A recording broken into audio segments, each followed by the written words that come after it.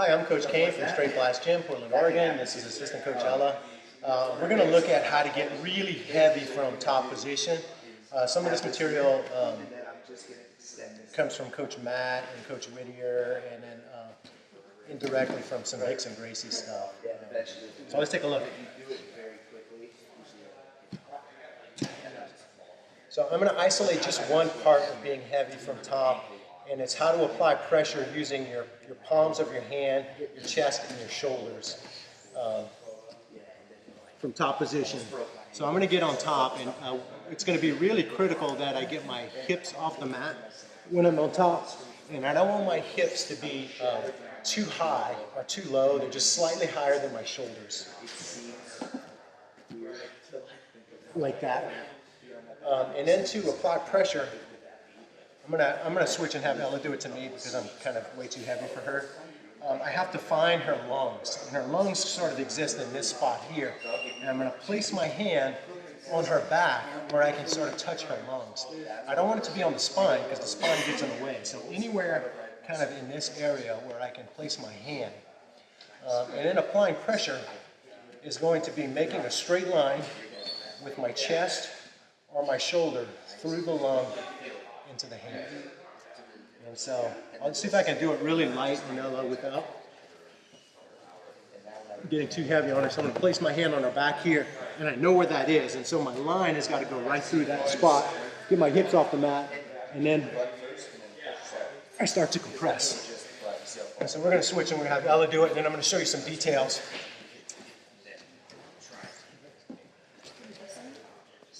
Yeah, you can use that one.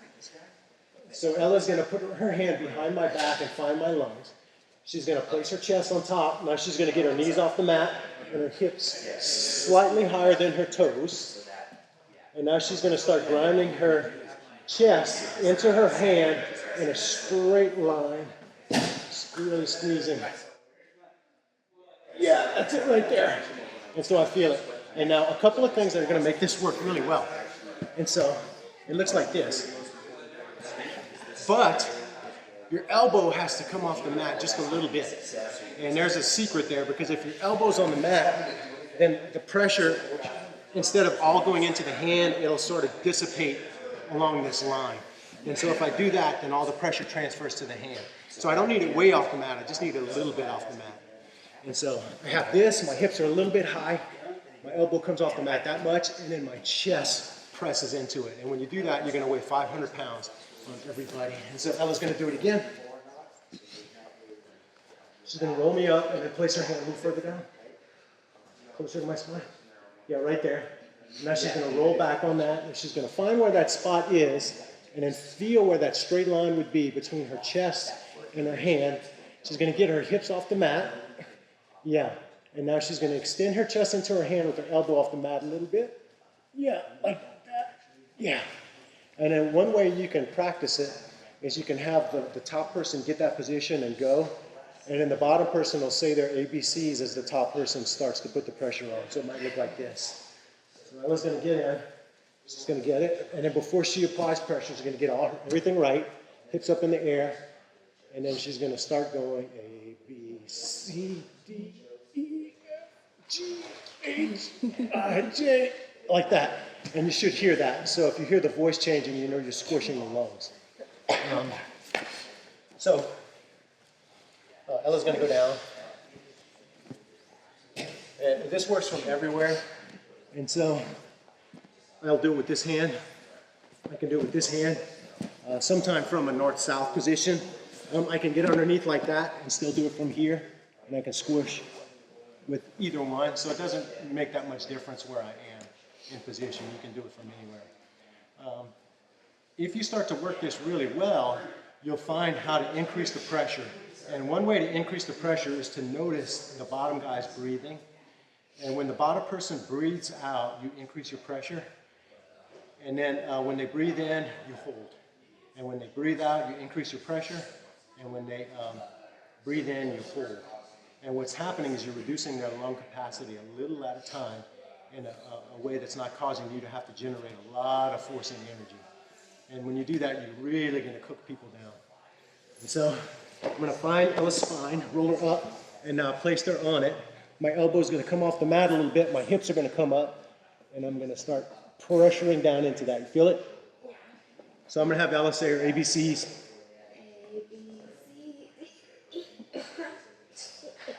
Like that. And so I'm really squishing into it with my elbow off the mat, compressing her lungs. And it's going to really drive them down. And so how do you find that position? Here's how different places I would find it. It's the cross face, as a matter of fact. So the shoulder justice that we do is exactly that. I'm going to take my shoulder, drive it towards my palm, and I used to do it with my elbow on the mat. Now I lift my elbow up, but not too much. So my elbow only comes up about that much. It's important because if you lift your elbow up too much, your angle goes off. So I want to lift my elbow up a little bit, and I'm going to drive my shoulder to my palm, like that. My hips come up like this, and I only need one hand here. My elbow comes slightly off the mat, and then I drive my shoulder to my palm, like that. And then there she goes, she tapped out. This one's on the carotid instead of the lungs, but it's the same exact energy, where I'm driving in a straight line to my palm, like that, with my elbow off the mat so the energy doesn't get dissipated to my elbow. Great. Take that hand and shift it to the other side of the body here, like this, and I'll roll her up, slap, and then roll her back down, like that, and then go, and then there it is. Now I'm going to take my elbow and lift it up a little bit, like that, and now I'm going to drive my chest down in and go towards it like that, and it's going to really crush the breath out of her. And so you can kind of see how it works. North-south here, I would roll her up on one side like that, get my hand in, and then come back down. And now I got a really good bite on her lungs here. I'm going to feel where that straight line is with my chest. I'm going to take my elbow off the mat a little bit, and I'm going to drive down into my palm like that, and then create that energy.